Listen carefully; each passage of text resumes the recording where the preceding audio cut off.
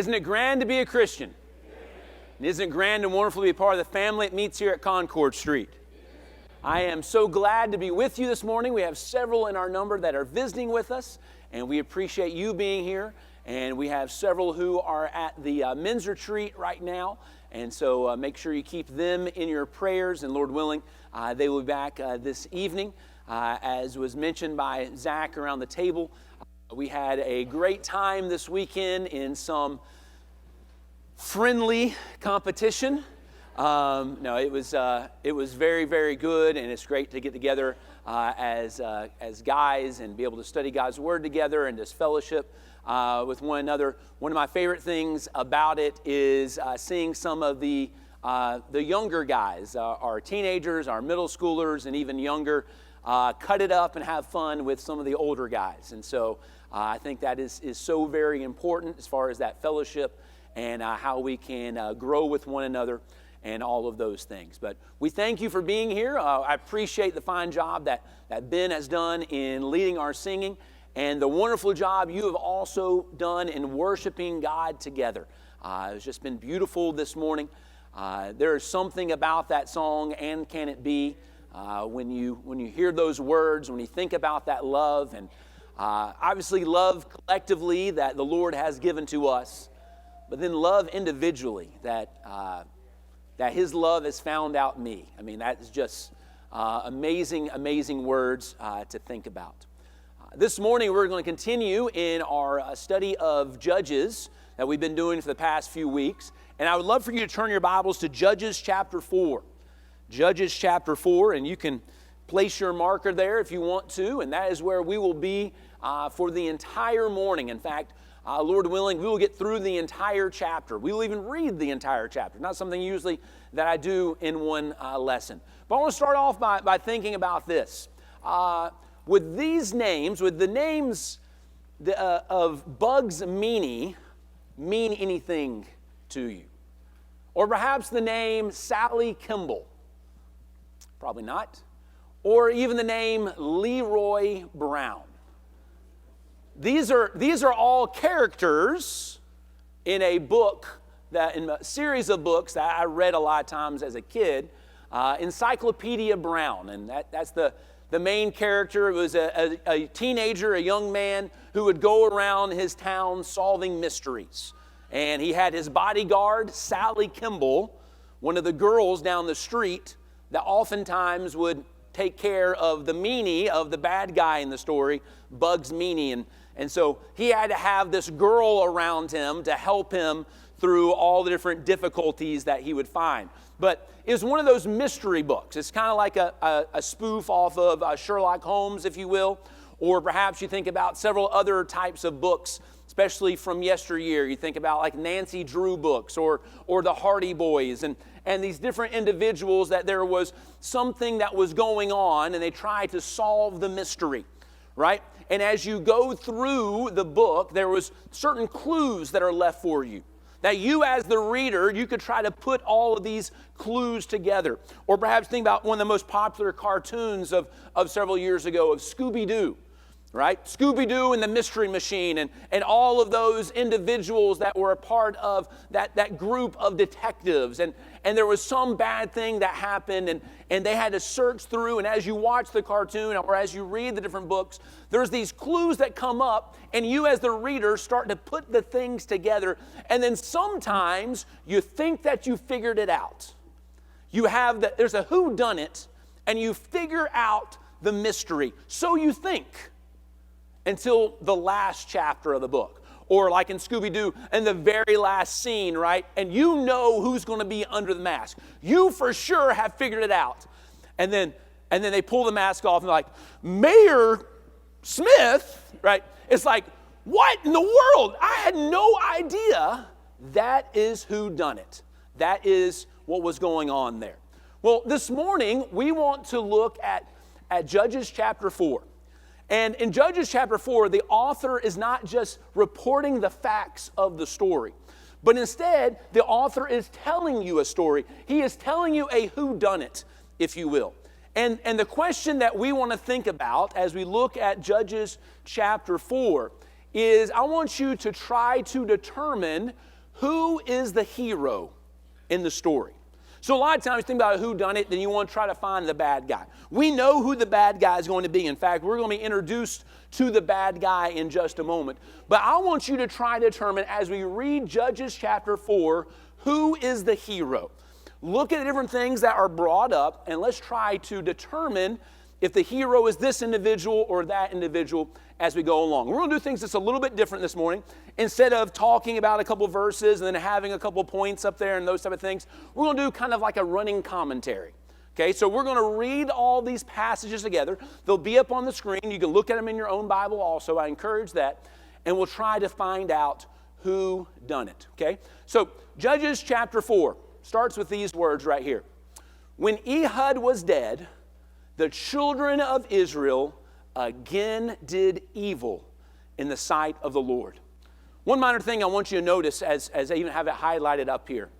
After Ehud had died, the children of Israel again did evil.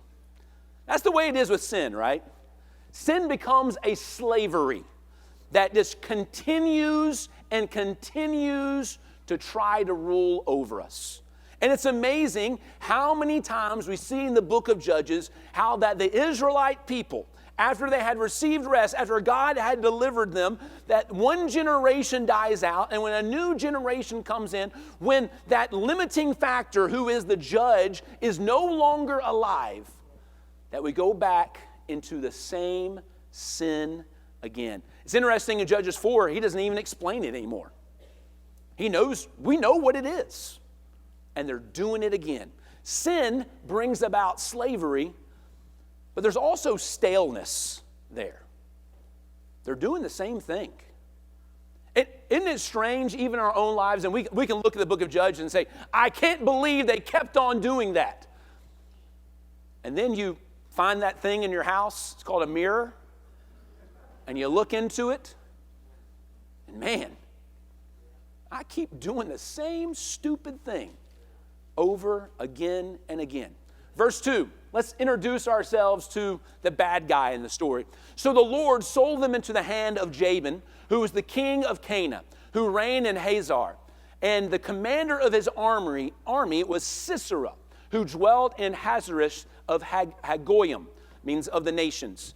The children of Israel cried out to the Lord, and Jabin had 900 chariots of iron, and for 20 years he had harshly oppressed the children of Israel. So we start to see that Judges cycle again, right? How that one judge has died, the people start sinning again, and because the people start sinning, the Lord sends an oppressor, and that oppressor oppresses the people. And here we have this king, and we have his general, who is Sisera, and Sisera has all of these chariots of iron. And the idea here, we have been introduced to chariots of iron earlier in chapter 1, as something that cannot be defeated. Here we have just an oppressed people, an infantry at best of oppressed people who have no chariots of iron. And so they are being people who are going through this suffering for 20-something years. We go to the next verse. We find the next part of that Judges cycle where it says there in verse 3, the children of Israel cried out to the Lord. So that's the next part of the cycle. And then we find out that the Lord is going to raise up a judge. Now notice what it says here in verse 4. Now Deborah, a prophetess, the wife of Lapidoth, was judging Israel at that time. And she would sit under the palm tree of Deborah between Ramah and Bethel in the mountains of Ephraim, and the children of Israel came up to her for judgment. All right, we're trying to figure out who's the hero. And this is the first time that our author throws us for a loop. This is not what we are expecting. If you have read the other judge cycles, if you read about Othniel, if you read about Ehud, then we see the sin, we see the oppression, we see the crying out, and then it says, and the Lord raised up Othniel, and the Lord raised up Ehud. And so we as the reader, as we go along, we're expecting some man's name again. We're expecting, and the Lord raised up Danny. But instead, we get Deborah. And that's a shocking thing to us as the reader because it does not follow the normal rhythms of the book of Judges. But even more, literally in the Hebrew, it says, Deborah, a woman, a prophet, the wife. So it is showing us that she is a woman and compared to the men of the other stories, and a man that is a prophet, and a woman that is a prophet and that is judging Israel. Now we realize that this judging looks a little bit different than the judging of the other judges who seem more like military leaders, where she is actually passing judgments or settling disputes among the different people. Who is the hero? Well, it seems to be our first option is Deborah. Deborah's going to be the hero of the story, an unlikely hero, because why would God choose this woman as the hero when he has chosen these other men before, if you will? Next verse 6. Then she sent and called for Barak, who was the son of Abinoam from the Kadesh Naphtali, and said to him, has not the Lord God of Israel commanded, go and deploy the troops at Mount Tabor? Take with you 10,000 men of the sons of Naphtali and of the sons of Zebulun, and against you I will deploy Sisera, the commander of Jabin's army, with his chariots and his multitude at the river Kishon, and I will deliver them into your hand. All right, this makes more sense. It's not, Deborah's not going to be the hero. It's this general. This guy's got to be the hero. This is what we would expect from the book of Judges, is that to be some man, some military leader that will come on the scene, he will take on the oppressors, and he will have victory. Obviously, this must be our judge. This must be our hero of the story. Verse 8, and Barak said to her, if you will go with me, then I will go. But if you will not go with me, I will not go. That doesn't seem very heroic. I mean, we are expecting Barak to be this leader, to be this general. The Lord has said that you're going to go out and I'm going to send the armies and you're going to have victory over him. And so we think Barak is going to get all the people together and it's like, let's march, let's go, onward. And he goes, can you go with me? I need some help. When Darian was reading the scripture beforehand, before I came up here, Amber said, my wife, okay, my Deborah, if you will, she said that whenever she hears somebody read that verse, she wants to read it along with them, but instead say it like this: if you go with me, I will, but if you won't, then I won't, right? And it's almost like he's like a whiny little kid, right? Well, if you're going to go with me, but I don't want to go unless you're going to go. Maybe Barak is not the hero that we expected him to be.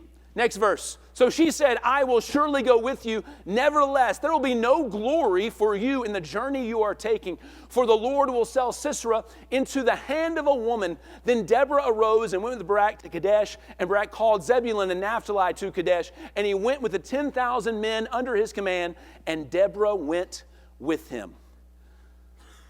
What we see here from this text is that instead of Sisera being delivered to Barak, it's going to be delivered into a hand of a woman. And again, the only woman we have met so far in the story is Deborah. So obviously, what we are being led to thought is, well, Deborah was an unlikely hero. We meet Barak, and Barak's got to be the hero. Barak is timid, and he's afraid, and he goes back to Deborah. Well, Deborah must be the hero again. I want you to notice a teaching point from this, though. In this phrase, there will be no glory for you in the road that you are taking, in the journey that you are taking. When we decide to take the road of our own and our own demands, lacking humility and faith, it leads to our humiliation. You see, I love the phrase that Deborah uses there. The journey you are taking, the road that you are going down, is not going to lead to your glory. It's going to lead to your humiliation. And that's the same thing with us. When we try to take the road that we want to take, when we selfishly, and a lack of trust and a lack of faith in God, try to take the road that we want to take, it leads to our own demise instead of the glory that God is going to give us. But also notice this. Deborah, in the story, she is one that encourages obedience to the Lord. The thing I want us to see from this and remind all of us is that there is great value in a woman that points others to the Lord. When you think about it, a lot of times we talk about male leadership, and definitely there should be male leadership. Males need to be the leaders of their home. Males are the leaders of the church, and all those very different things. But that does not limit the great value of a woman that will help point us to God's will. Right? Remember, even over in 1 Peter and in chapter 3, and talking about the woman there, how in this mixed marriage, whether it is a Christian and a non-Christian, right? The husband is not a Christian and the woman is a Christian. And Peter reminds the woman that without even saying a word, by her example, she can lead others to Christ, her own family to Christ. Thank you, women who do this very thing.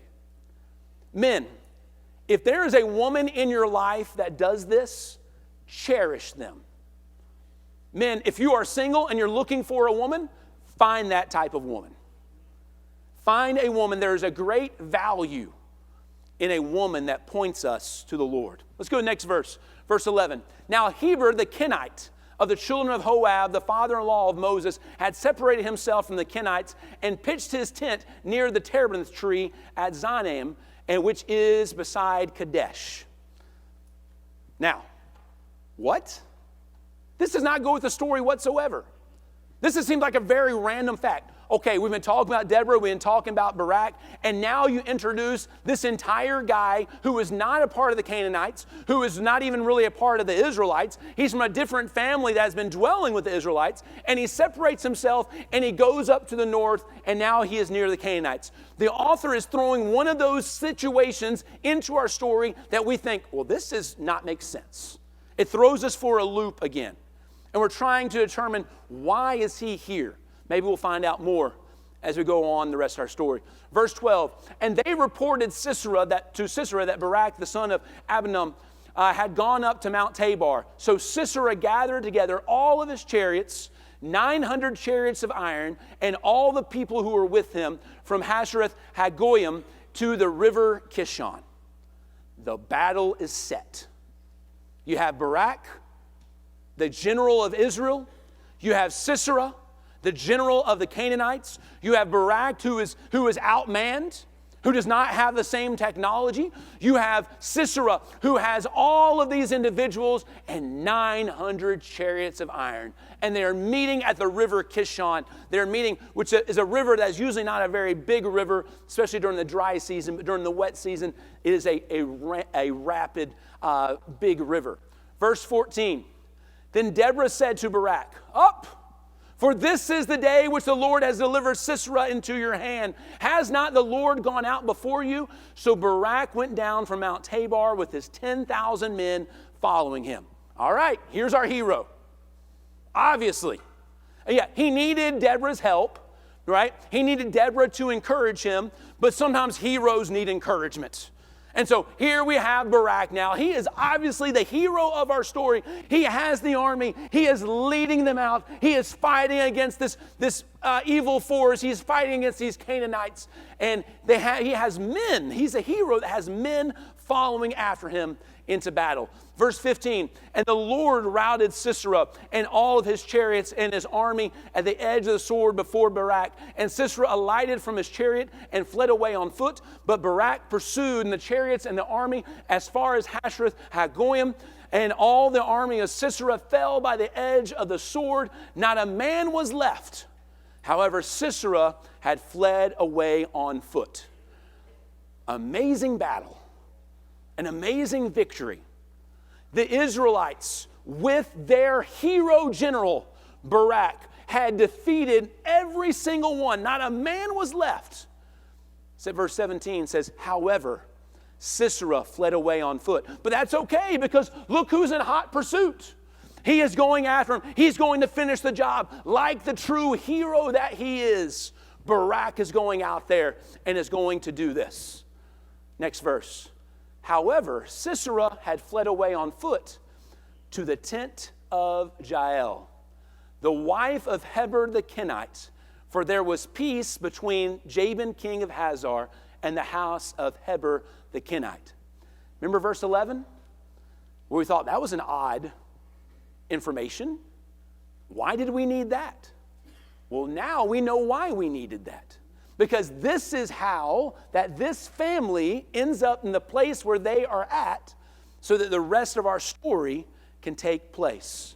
Our bad guy, Sisera, he has escaped. Barak is on his tail, but Sisera, as he's escaped, he finds friendly place to go. He finds the wife of someone who is in fellowship, who is in a peace agreement with the king, Jabin. And so he thinks, this is a safe place for me to go. I want to go into this tent, and everything is going to be okay. But we know that he has Barak on his tail and will be there any moment and will bust through the tent, and he will defeat Sisera, the general. That's what we were thinking, perhaps.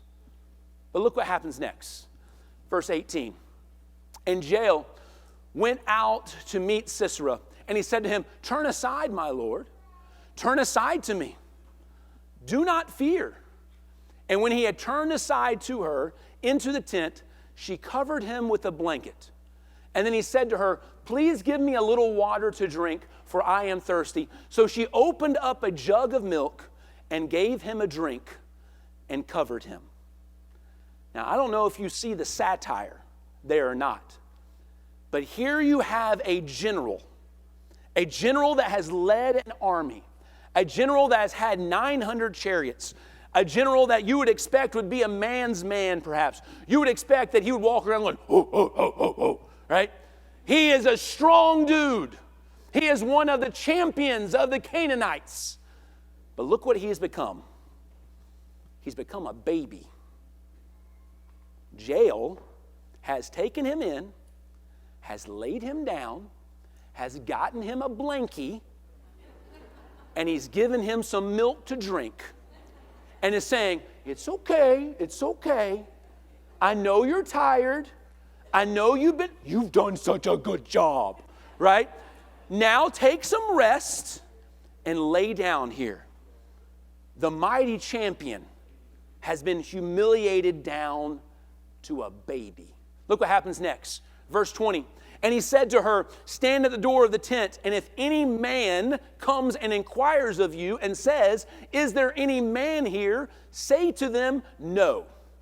Now again, this is supposed to be humorous for us, because what Sisera doesn't realize is he is actually talking about himself. He says, when any man comes up and says, "Is there a man in here?" you need to tell him, "No, there's no man in here. There's a baby, but there's no man." Because Sisera is no longer a man in the story. He has been humiliated down to someone who needs a woman to take care of him, to cover him up, to give him something to drink, instead of him being able to stand, if you will, as a man and fight. But wait, there's more. Verse 21. Then Jael, Heber's wife, took a tent peg and took a hammer in her hand, the tools of a man, and went softly to him and drove the peg into his temple. And it went down into the ground, for he was fast asleep and weary. She takes the tent peg, and this is where the drama really slows down, right? We see every single movement that is going on. We can see her as she sneaks around. She goes perhaps to the corner of her own tent. She picks up an extra tent spike.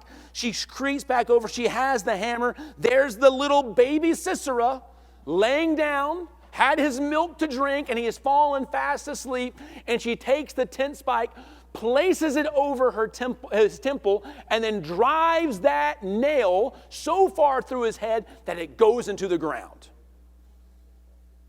Again, middle school boys go, "Cool," right?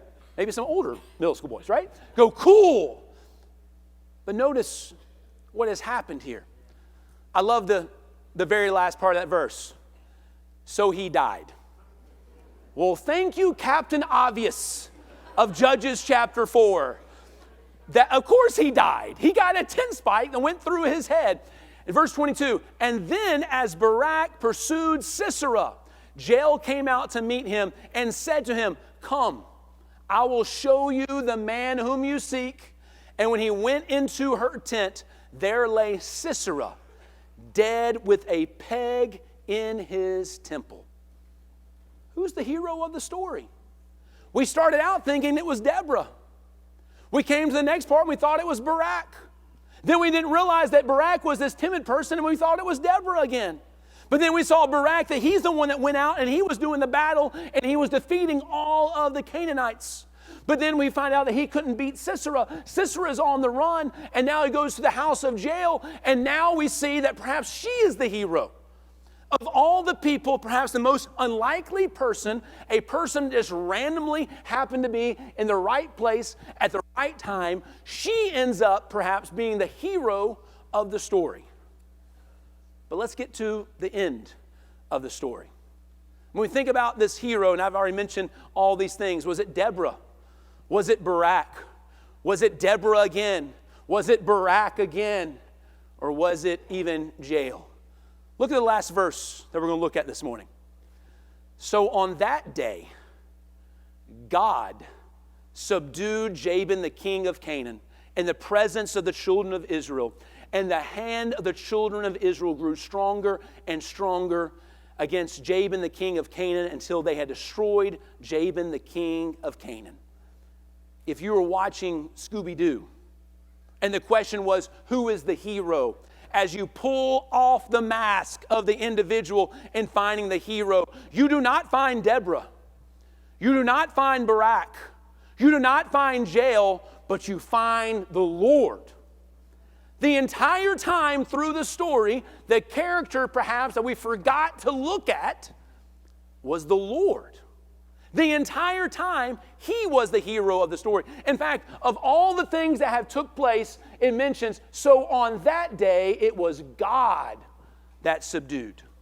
You see, it was God that raised up Deborah, that Deborah could encourage Barak. It was God that sent Sisera to this trap where Barak could defeat Sisera. It was God that had moved Heber up into that area so that family could be the right place at the right time, so that Sisera would go into the tent of Jael, and where Jael would do what she was going to do in killing Sisera. God is the hero of the story. So let's make application even for ourselves. And we look at as the Lord is that hero. He's the one that promised the victory in verses 6 and 7. He's the one that went out before Barak in verse 14. He's the one that routed Sisera's army. He was the one that was doing all of these things. So what about us? When we think about who the hero is, when we really want to hit the nail, if you will, in the head and find out who the hero is, it's the Lord. And it's been the Lord the whole time. So when you think about our own lives, when you think about what we need to do, is we need the Lord to be the hero of our own life. Stop making yourself the hero of the story. And I realize that's something we want to do sometimes. Even when we're reading books, perhaps, when we're watching movies, we're imagining things. We imagine ourselves riding in on the white horse. We imagine ourselves being that hero. To talk about a TV show of old, you're right? When somebody would say, well, who is that masked man? Right? And then holding up the silver bullet, well, that is the Lone Ranger. He has come in and he has saved the day. So many times we try to be the Lone Ranger in our own story, not remembering that the Lord should be the hero. You cannot be the hero over your own sin, but the Lord can be the hero. You cannot be the hero of your own salvation, but the Lord can be the hero. And just as the Lord went out to battle before Barak, let the Lord go out to battle before you. And even as the song that we sang just a few moments ago about putting on the whole armor of God, it is God's armor, not your armor. Take off what you have, put on what the Lord provides, so that you can stand against the wiles of the devil. Who's the hero in your story? If it's yourself, if it's anybody other than the Lord, make him the hero, follow after him to victory. Is there anyone to help you this morning? Please come as we stand and sing.